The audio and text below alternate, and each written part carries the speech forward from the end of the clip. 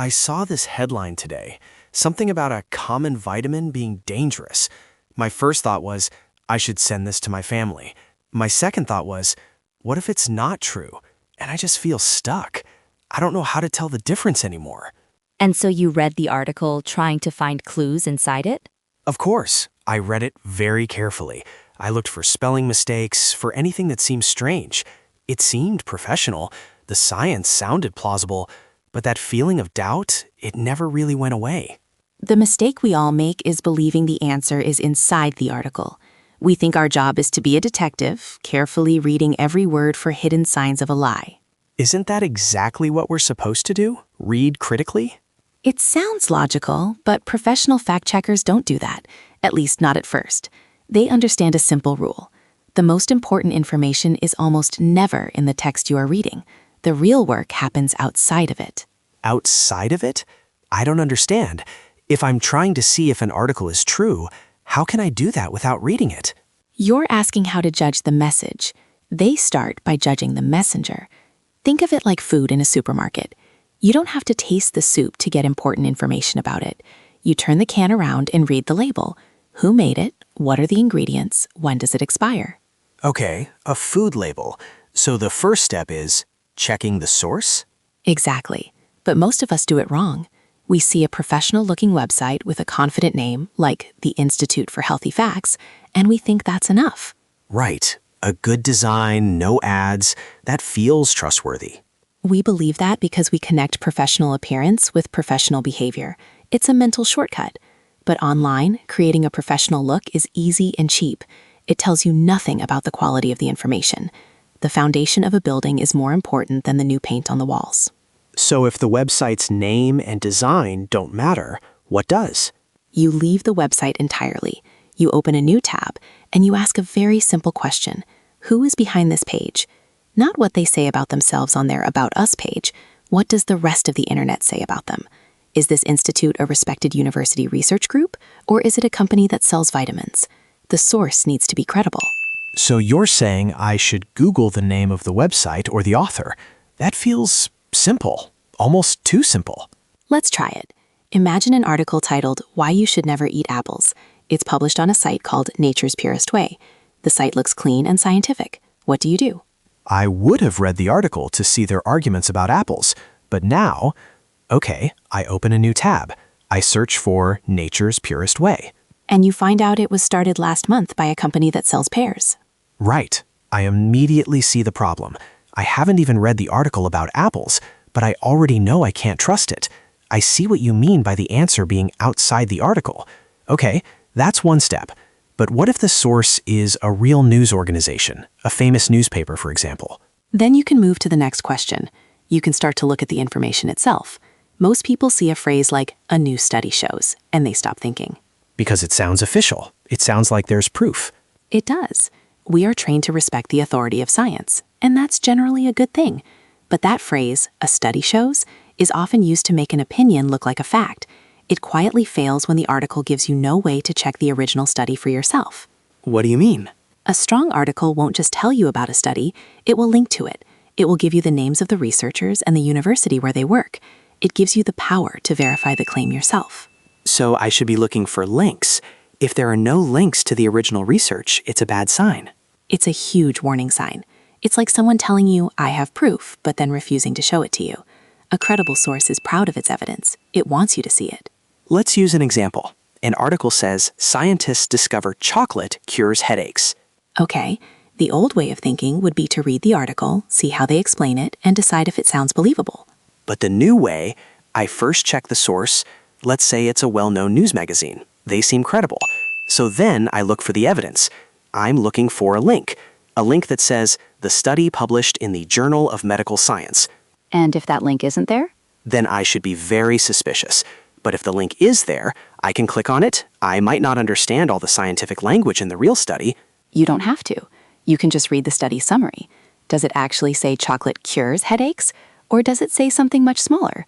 Like, our preliminary research suggests a compound found in cocoa may have properties that could potentially reduce some types of inflammation. That is a very different statement. The news article made it sound so simple and certain. And that's often the problem. The core fact might be true, but it's been twisted. It's been removed from its original home. It's lost all of its proper context. Context. I hear that word a lot. It feels a bit abstract. Let's make it concrete. Think about a quote from a politician. You see a video clip online. In the clip, the politician says, "I believe our education system is a complete failure." It's a shocking statement. Right. And people will share it immediately. It's emotional. It confirms what some people already believe. But that quote is just a tiny piece of information. We believe it because it's a real video. The person really said those words. We think seeing is believing. But we forget that a true fact without its context can tell a lie. So how do we find the context? You ask, where is the rest of the video? What was the question they were asked? You find the full speech, and you discover the full sentence was, "Some critics argue that I believe our education system is a complete failure," but they would be wrong.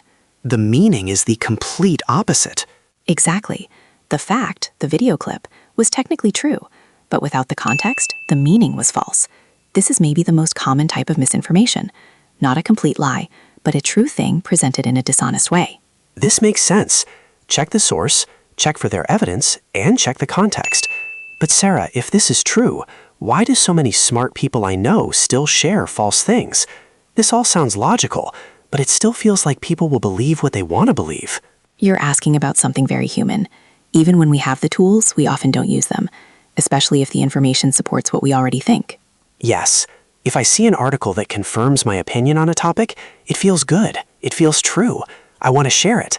My motivation to check it is lower. That feeling is called confirmation bias. The brain likes to find information that agrees with it. It's more comfortable, it's faster. Questioning our own beliefs is hard work. It feels like a personal attack. So what do we do about that? Knowing I have a bias doesn't automatically make it go away.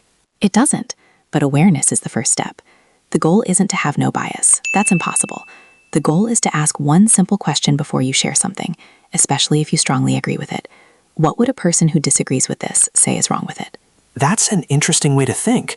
It forces you to imagine the other side. So if I see an article I love, I should pause and think, if my friend who thinks the opposite saw this, what would be their first criticism? Exactly. They would probably check the source. They would look for the evidence. They would ask about the context.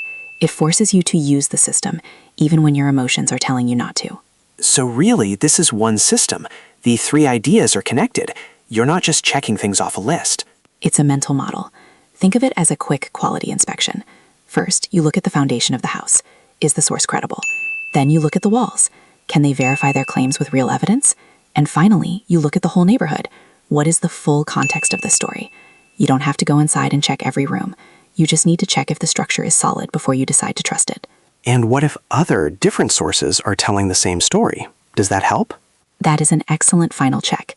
If you find 2 or 3 independent news organizations reporting the same facts, you can feel much more confident. You are looking for ways to corroborate the story. Okay, I think I have it now. Let me try to summarize the whole thinking process. I see a surprising article online. My first instinct is to read it and react. But now, my first move is to open a new tab. I don't read the article yet. First, I investigate the source itself to see if it is credible. I need to know who is speaking. good. Then, if the source seems okay, I look at the article. But I'm not reading for the story. I'm scanning for links, for evidence. I'm trying to verify their big claims. I'm asking, how do you know that? Excellent. And finally, even if a fact seems true, I need to pause and ask about the full context. Is this a single quote from a long speech? Is this one day's statistics from a full year of data? And throughout this whole process, I have to be honest about my own bias. I have to know that I am more likely to believe things I already agree with. If I can find other sources to corroborate the information, even better. You've described the thinking of a fact checker perfectly. Notice how the process changes your goal. How do you mean? Before, your goal was to read and decide, is this true or false? That's a huge stressful job. Now, your goal is much smaller and faster.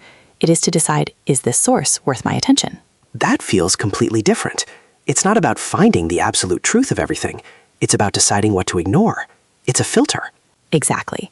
You can't investigate everything, but you can learn to spot the signs of low-quality information very quickly.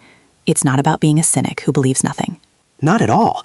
It's about being a curious person who knows how to ask good questions. It's a shift from anxious doubt to active curiosity.